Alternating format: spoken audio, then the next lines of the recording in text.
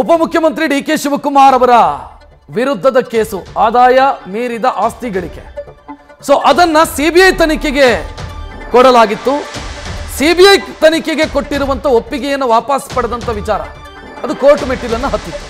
ಸದ್ಯ ಸುಪ್ರೀಂ ಕೋರ್ಟ್ನಲ್ಲಿ ಡಿ.ಕೆ. ಶಿವಕುಮಾರ್ ಅವರಿಗೆ ತಾತ್ಕಾಲಿಕ ರಿಲೀಫ್ ಸಿಕ್ಕಿದೆ. 3 ವಾರದಲ್ಲಿ ಅದಕ್ಕೆ ಆಕ್ಷೇಪಣೆ ಸಲ್ಲಿಸೋದಕ್ಕೆ ಸೂಚನೆಯನ್ನ ಕೊಟ್ಟು ಅರ್ಜಿಯ ವಿಚಾರಣೆಯನ್ನು ಮುಂದೂಡಲಾಗಿದೆ. 1 ವಾರ ಯತ್ನಾಳ್ ಅವರಿಗೆ, ಅಂದ್ರೆ ಈ ಕೇಸಲ್ಲಿ ದೂರುದಾರರು, ಅಂದ್ರೆ ಬಿಜೆಪಿ ಸರ್ಕಾರ ಇದ್ದಾಗ ಡಿ.ಕೆ. ಶಿವಕುಮಾರ್ ಅವರ ವಿರುದ್ಧ ಇದ್ದಂತ ಕೇಸನ್ನ ಸಿಬಿಐಗೆ ಒಪ್ಪಿಸಲಾಗಿತ್ತು. ಕಾಂಗ್ರೆಸ್ ಸರ್ಕಾರ ಬಂದಾಗ ಸಿಬಿಐಗೆ ಕೊಟ್ಟಂತ ಅನುಮತಿಯನ್ನು ವಾಪಸ್ ಪಡೆಯಲಾಗಿತ್ತು. ಸದ್ಯ ಈ ಕೇಸಿಗೆ ಸಂಬಂಧಿಸಿದಂತೆ ಡಿ.ಕೆ. ಶಿವಕುಮಾರ್ ಅವರಿಗೆ ತಾತ್ಕಾಲಿಕ ರಿಲೀಫ್ ಸಿಕ್ಕಂತಾಗಿದೆ ಅಥವಾ ಟೈಮ್ ಸಿಕ್ಕಂತಾಗಿದೆ. ಹೆಚ್ಚಿನ ಡೀಟೇಲ್ ನೀಡೋದಕ್ಕೆ ನಮ್ಮ ಪ್ರತಿನಿಧಿ ಜಗದೀಶ್ ಫೋನ್ ಸಂಪರ್ಕದಲ್ಲಿ. ಜಗದೀಶ್, ನ್ಯಾಯಾಂಗದ ತೂಗುಗತ್ತಿ ಡಿ.ಕೆ. ಶಿವಕುಮಾರ್ ಅವ್ರ ಮೇಲೆ ನೇತಾಡ್ತಾನೆ ಇದೆ. ಸದ್ಯ ಒಂದು ರಿಲ್ಯಾಕ್ಸು ಅಥವಾ ಒಂದು ರಿಲೀಫ್ ಸಿಕ್ಕಂತಾಯ್ತು ಹಂಗಿದ್ರೆ?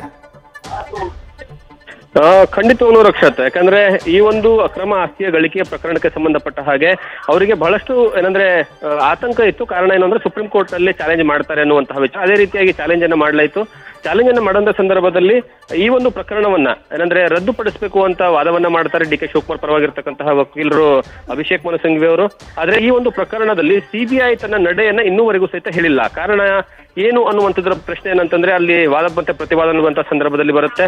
ಅದು ಏನಂದ್ರೆ ಸಿಬಿಐ ಸಲ್ಲಬೇಕಾಗಿರುವಂತಹ ಅರ್ಜಿ ಇದು.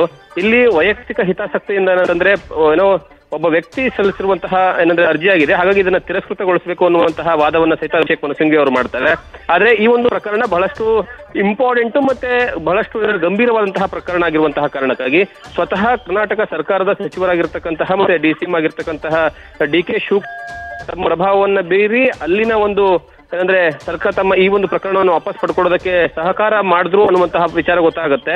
ಅದಾದ ಮೇಲೆ ಈ ಒಂದು ವಾದ ಮತ್ತೆ ಪ್ರತಿವಾದದ ಸಂದರ್ಭದಲ್ಲಿ ಅಂತಿಮವಾಗಿ ಏನಂತಂದ್ರೆ ಒಟ್ಟು 4 ವಾರಗಳ ಕಾಲ ಈ ಒಂದು ಏನಂದ್ರೆ ಪ್ರಕರಣವನ್ನ ವಿಚಾರಣೆ ಮುಂದೂಡಿಸಲಾಗುತ್ತೆ.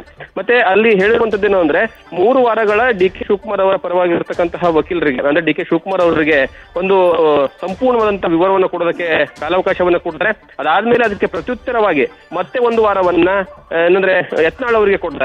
ಆ ಮೂಲಕವಾಗಿ ಒಟ್ಟು 4 ವಾರಗಳ ಕಾಲ ಈಗ ಈ ಒಂದು ಪ್ರಕರಣದ ವಿಚಾರಣೆ ಮುಂದೆ ಹೋಗಿರುವಂತದ್ದು. ಹಾಗಾಗಿ ಈಗ ಸದ್ಯದ ಮಟ್ಟಿಗೆ ನೋಡ್ತಾ ಹೋದ್ರೆ ಡಿ.ಕೆ. ಶಿವಕುಮಾರ್ ಅವರಿಗೆ ಮತ್ತೆ ಕಾಲಾವಕಾಶ ಸಿಕ್ಕು. ಆದ್ರೆ ಇವೆರಡರ ಮಧ್ಯದಲ್ಲಿ ಸಿಬಿಐ ತನ್ನ ನಡೆಯನ್ನ ತಿಳಿಸಬಹುದು ಈ 4 ವಾರಗಳಲ್ಲಿ ಅನ್ನುವಂಥದ್ದನ್ನ ಹೇಳಿದ್ದಾರೆ. ಹಾಗಾಗಿ ಈಗ ಎಲ್ಲರ ಚಿತ್ತ ಇರುವಂತದ್ದು ಸಿಬಿಐ ತನ್ನ ಏನಂದ್ರೆ ಇದಕ್ಕೆ ಮತ್ತೆ ಸುಪ್ರೀಂ ಕೋರ್ಟ್ಗೆ ತೆಗೆದುಕೊಂಡು ಬರ್ತಾರಾ ಅಥವಾ ಇಲ್ವಾ ಅನ್ನುವಂತಹ ಪ್ರಶ್ನೆ ಮೂಡ್ತಾ ಇರುವಂತದ್ದು. ಥ್ಯಾಂಕ್ ಯು ಜಗದೀಶ್ ಮಾಹಿತಿಗೆ. ನ್ಯೂಸ್ ಫಸ್ಟ್ ನಿರ್ಭೀತಿಯಿಂದ ನಿಮ್ಮ ಪರವಾಗಿ.